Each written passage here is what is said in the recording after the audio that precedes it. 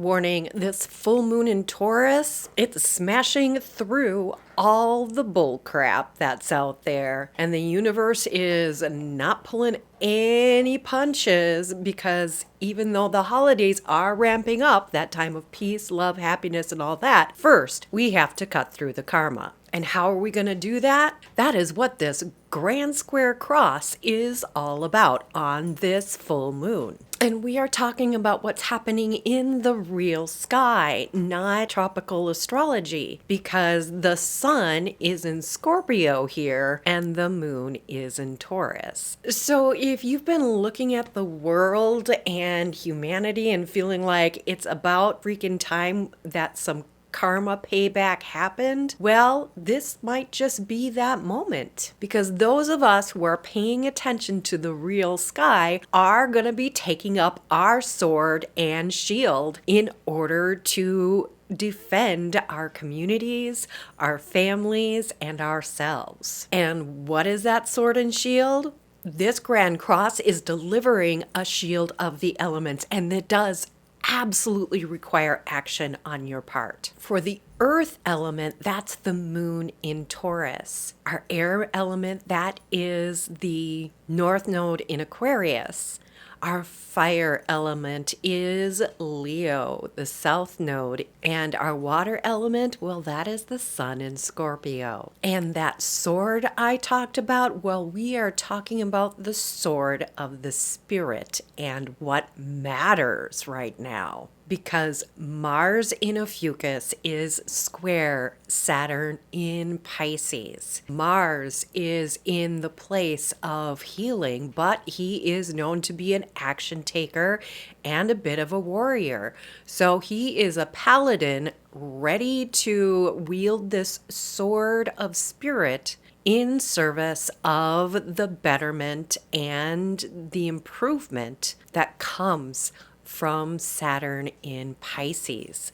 So remember, comment below and let me know how you're feeling about this full moon in Taurus. Are you ready to take up your sword and shield? Now, let's take a look at that real sky. The full moon in Taurus is opposite the sun in Scorpio. Rahu in Aquarius is opposite Ketu in Leo. And those guys are all squared up against each other. So we've got the full moon in Taurus creating a T square with the nodes. We've got the sun in Scorpio creating a T square with the nodes, Rahu and Ketu. Black moon Lilith is opposite Uranus. And the Taurus full moon, it's reflecting that power of the sun's revelations from deep, deep, deep in Scorpio.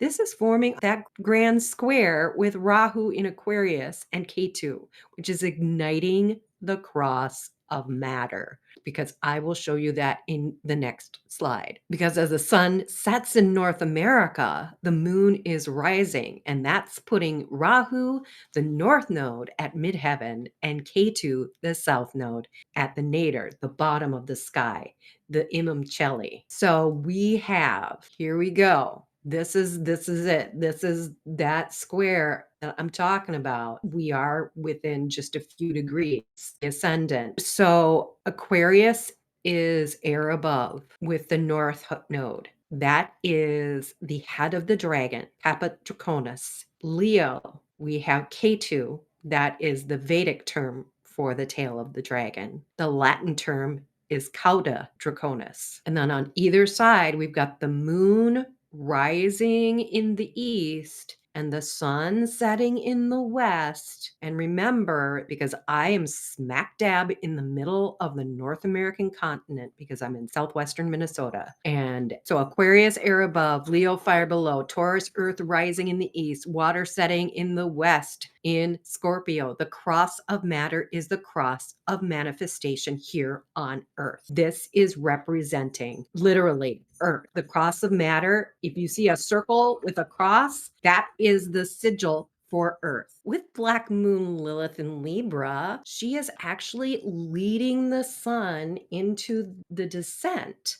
And at the same time, Uranus is leading the moon to ascend above that horizon line. So the Uranus is saying it's time to embody your new codes, while Black Moon Lilith is saying it's time to dive deep and do what you need to do. Every adventure has its challenges, but help is right at your fingertips. Every seeker begins under the same sky.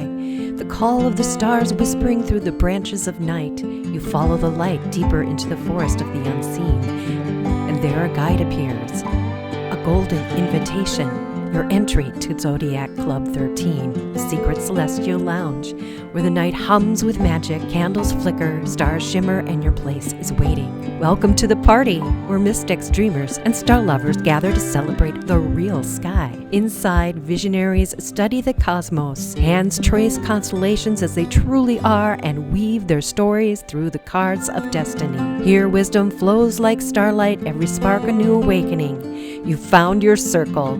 Zodiac Club 13, the Midnight Lounge for seekers of the real sky, filled with 13 signs and timeless magic. So click the link below and join all the cool kids in the club. And if you would like some one-on-one cosmic clarity from me, there's a link in the description for my offerings for readings as well. So remember, comment below and let me know how you're feeling about this full moon in Taurus. Are you ready to take up your sword and shield? And I just want you to know that I do have a special gift for you right there in the description. You can click on the link and learn how to unlock the new zodiac so you get a better understanding of how these cycles really work in the real sky. And now that you've been fully warned about this Taurus full moon smashing through all this bull, you might be wondering how what Venus reveals, Ophiuchus heals. Well, I've got you covered for that, because when you combine what you just learned with what's in this next video right up here, it's way more powerful. Blessed be, namaste, and all that jazz.